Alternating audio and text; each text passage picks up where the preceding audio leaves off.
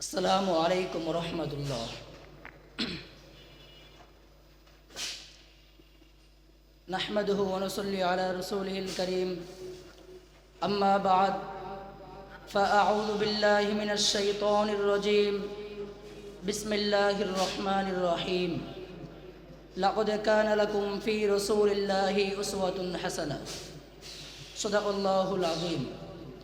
قال رسول الله صلى الله عليه وسلم إنما بعثت معلما لأتم مكارم الأخلاق أو كما قال عليه الصلاة والسلام. আজকের হাফলার সম্মানিত সভাপতি ও শ্রদ্ধেয় প্রিয় আসাতিজে কেরাম ও সকল ছাত্র ভাইয়েরা, সকলকে জানাই আন্তরিক শুভেচ্ছা ও অভিনন্দন। আজকের হাফলার বিষয়বস্তু সমাজ সংস্কারের মহানবী সাল্লাল্লাহু আলাইহি ওয়াসাল্লামের যুগান্তকারী ভূমিকা ও আমাদের করণীয়। গত 1450 বছর পূর্বে আরব বিশ্ব ছিল অভাব অনটনে জর্জরিত। মারামারি, কাটাকাটি, হিংসা বিদ্বেষে আরববাসীরা সর্বদা নিমজ্জিত থাকত। মূর্তি পূজা ছিল তাদের ধর্ম।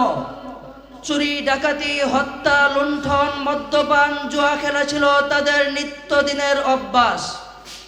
সেই অন্ধকার আচ্ছন্ন জাহিলিয়াতের দুর্যোগময় কঠিন মুহূর্তে আল্লাহ রাসূল সাল্লাল্লাহু আলাইহি ওয়াসাল্লাম আবির্ভাব হয়েছেন। তিনি বিপ্লবী সংস্কার সাধন করে বিশ্বের ইতিহাসে অতুলনীয় দৃষ্টান্ত স্থাপন করেছেন। তিনি সেই অন্ধকার আচ্ছন্ন সমাজকে নবুয়তের আলোতে উদ্ভাসিত করেছেন। আল্লাহ রাসূল সাল্লাল্লাহু আলাইহি ওয়াসাল্লাম সকল রকম অসামাজিকতাকে বাদ দিয়ে তাওহীদের আদর্শে সমাজ পরিচালনা করার ব্যবস্থা করেছেন। তিনি মানবিক সমাজ গঠন করেছেন, যে সমাজের মাধ্যমে তৈরি হয়েছে মানুষ এক আল্লাহর গোলাম এবং মানুষ মানুষের ভাই। ওই জাহিলিয়াতের যুগে নারীদের কোনো ধরনের সম্মান মর্যাদা ছিল না। তারা ছিল অপদস্থ, নির্যাতিত, নিরীহ অবস্থায়। আল্লাহ রাসূল সাল্লাল্লাহু আলাইহি ওয়াসাল্লাম তাদেরকে অভূতপূর্ণ মর্যাদা দিলেন।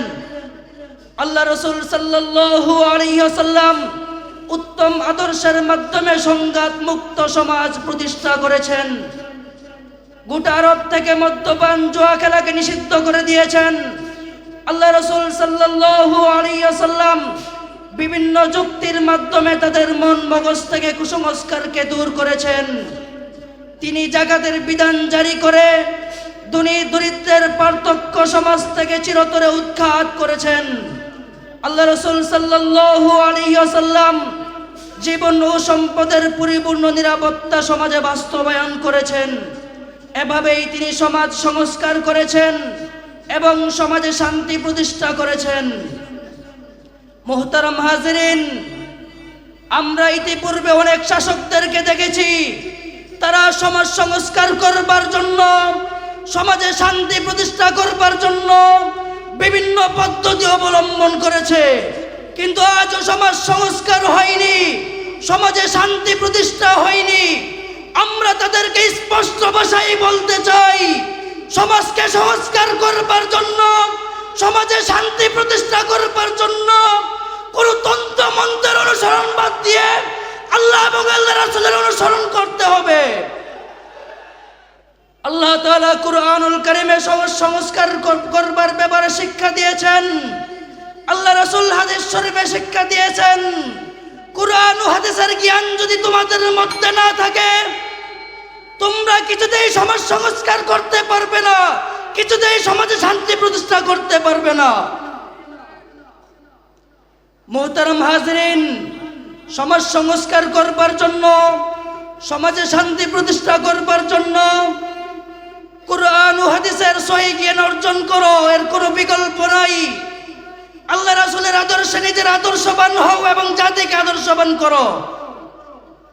সকল রকম কুফরি শিক্ষা ব্যবস্থা, যে শিক্ষার মাধ্যমে চাকর তৈরি হয়, গোলাম তৈরি হয়, যে শিক্ষার মাধ্যমে প্রকৃত আরশের মালিকের স্বাধীন চেতা গোলাম তৈরি হয় না, এমন কুফরি শিক্ষা ব্যবস্থাকে বাদ দিয়ে আল্লাহর জমিনে আল্লাহর দিয়ে ইসলামী শিক্ষা ব্যবস্থাকে বাস্তবায়ন করতে হবে, ইসলামী শাসন ব্যবস্থাকে বাস্তবায়ন করতে হবে, ইসলামী বিচার ব্যবস্থাকে বাস্তবায়ন করতে হবে, ইসলামী আইন ব্যবস্থাকে বাস্তবায়ন করতে হবে, খেলাফত প্রতিষ্ঠা করতে হবে। তাহলে এই সমাজে প্রত্যেকটি মানুষ নিজেদের সঠিক অধিকার ফিরে পাবে এবং সমাজে শান্তি প্রতিষ্ঠা হবে। নাসরুম মিনাল্লাহি ওয়া ফাতহুন করিব ওয়া বাশশিরিল মুমিনিন।